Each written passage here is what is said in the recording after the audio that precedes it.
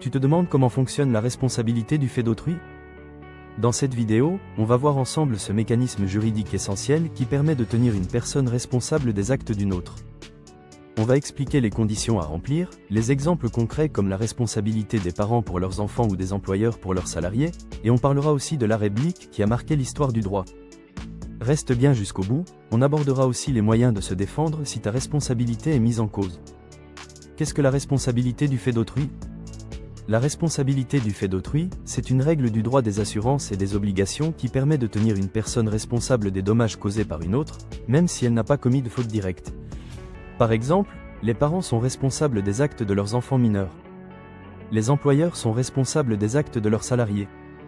Ce mécanisme permet de protéger les victimes et de garantir la réparation des préjudices. Pourquoi la responsabilité du fait d'autrui est-elle importante? Elle est essentielle car elle permet d'indemniser les victimes quand la personne directement responsable n'a pas les moyens d'assumer seule les conséquences. C'est aussi un moyen de prévenir les comportements dangereux et de rappeler à chacun ses obligations. Enfin, elle joue un rôle important dans le maintien de l'ordre public et dans la cohésion sociale. Quelles sont les conditions pour engager la responsabilité du fait d'autrui? Il y a 4 conditions principales. Il faut un lien de responsabilité entre le responsable et l'auteur du dommage. Cela peut être un lien familial, un lien hiérarchique, ou encore un lien d'encadrement, comme dans l'arrêt Blick. Il doit y avoir un dommage réel, qu'il soit matériel, moral ou financier. L'auteur du dommage doit avoir commis une faute, qu'elle soit volontaire ou non.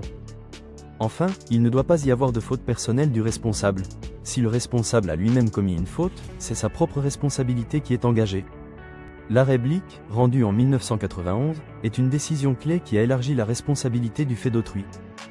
Il a reconnu qu'une association pouvait être tenue responsable des actes d'une personne dont elle avait la garde, même en dehors des cas prévus par la loi. Cet arrêt a renforcé la protection des victimes dans des situations comme l'encadrement de personnes vulnérables. Quelles sont les conséquences de la responsabilité du fait d'autrui? Le responsable doit indemniser la victime et réparer le dommage causé par l'auteur de la faute. Cela peut prendre la forme d'un remboursement financier ou de la prise en charge des frais liés au sinistre. Dans certains cas, si le responsable a lui-même commis une faute, il pourra être tenu solidairement avec l'auteur du dommage. Quelles sont les défenses possibles pour échapper à la responsabilité du fait d'autrui? Il existe plusieurs moyens de défense: l'absence de lien de responsabilité, l'absence de faute de l'auteur du dommage, l'exonération contractuelle, dans le respect des règles de droit, et la force majeure, c'est-à-dire un événement imprévisible et irrésistible qui a empêché d'agir. En résumé, la responsabilité du fait d'autrui permet de garantir la réparation des préjudices causés par une autre personne. Mais elle ne peut être engagée que si certaines conditions sont réunies: un lien de responsabilité, un dommage, une faute de l'auteur, et l'absence de faute personnelle du responsable.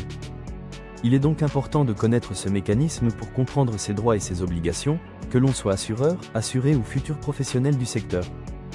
Tu veux maîtriser toutes ces notions pour réussir ton BTS Assurance? Télécharge dès maintenant mon e-book de révision complet et gratuit sur le site aidebassurance.com. Abonne-toi à la chaîne et dis-moi en commentaire, as-tu déjà entendu parler de l'arrêt Blick? Ou as-tu déjà vu des cas concrets de responsabilité du fait d'autrui? Je suis là pour t'aider à comprendre ces notions complexes.